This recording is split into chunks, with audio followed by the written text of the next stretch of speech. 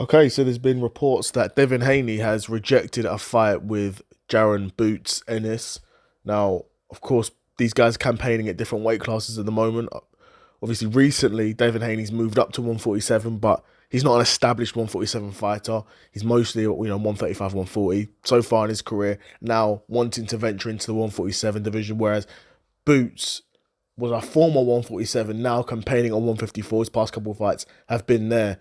Apparently, they wanted a catch weight catch weight at 152 pounds that Devin Haney turned down. Which I'm not surprised that Devin Haney turned that down, because even though apparently for some of his fights at 140, he was rehydrating to upwards of 160, 165.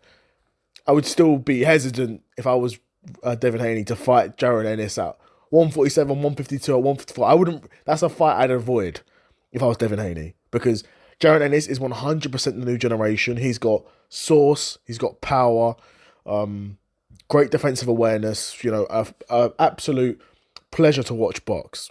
Right, in my opinion. Now, obviously, boxing is a sport and it's different strokes for different folks. But in my opinion, Jaron Ennis is the best of this new generation. And again, you see a guy like Ryan Garcia. He was able to drop Devin Haney multiple times, right?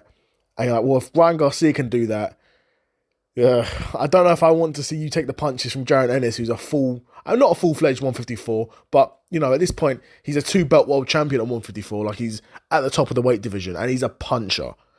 Stops a lot of guys. I mean, that's why, some of us love watching Jaron Ennis, because he stops so many opponents, right? But yeah, that fight really doesn't make sense for Devin Haney. I think if the fight gets made, it makes sense for Jaron Ennis, but doesn't really do much for him. It's not for a world title. It would just be a money fight. And to be fair, it'd be the biggest name on his resume for sure.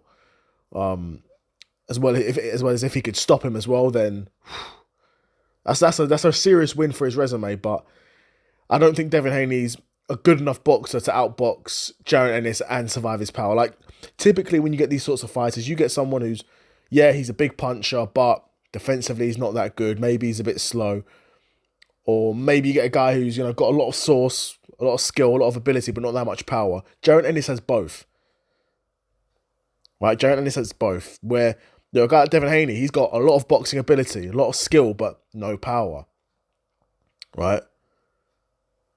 And his chin was tested by Ryan Garcia as well. And he's not been fighting the same since then, not as on the front foot. Right? But if that fight was to get made, Boots would easily win that, in my opinion. But interesting that negotiations even took place, to be honest. Because I would automatically assume, unless Boots comes back down to 147, that fight's not getting made. And I doubt he would do that at this point. Because he's probably grown even more into the weight class of 154 at this point. But we'll see. Boxing is a strange and wonderful world. So we'll see if that fight ever gets made. If it does, who do you guys think wins that? Do you think Devin Haney could box his way to a 12-round decision? Or do you think Boots could blast him out there very quickly? I'd be curious to know what you guys think. But yeah, another episode of the Seth Solo Cyclist in the bag. And I'm out. Peace.